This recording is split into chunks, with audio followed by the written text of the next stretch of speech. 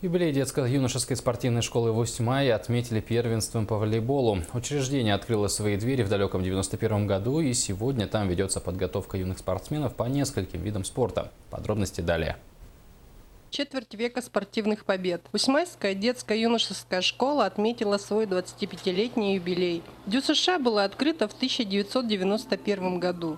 25-летнее учреждение соответствует всем современным требованиям. Ведется подготовка по следующим направлениям: борьба, мини-футбол, волейбол, баскетбол, спортивная аэробика, шашки и шахматы. Пусть это небольшой срок, но как-то принято на всех юбилеях вспоминать тех, кто был до этого, кто помог событию этому состояться. Прежде всего, это, конечно, Едочев Михаил. Был здесь такой руководитель, по инициативе которого и с помощью которого был этот спортзал построен. На торжественном мероприятии среди приглашенных гостей присутствовали заместитель главы Усть-Майского района Андрей Слепцов, ветераны спорта, победители и призеры республиканских и районных соревнований разных лет, руководители района. Он стал настоящим спортивным центром района, где собираются и волейбол, и баскетбол, и футбол, и другие виды спорта, настольные.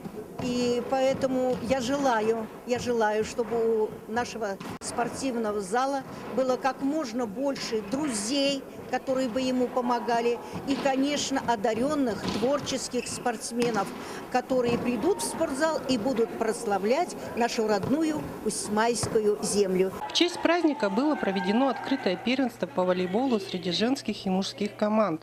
В соревнованиях приняли участие 11 команд из 4 населенных пунктов. Среди женщин победу одержала сборная поселка Альдикам, среди мужчин сборная поселка Усть-Мая. Анна Соловьева, Михаил Лукин, НВК «Саха», Усть-Майский район,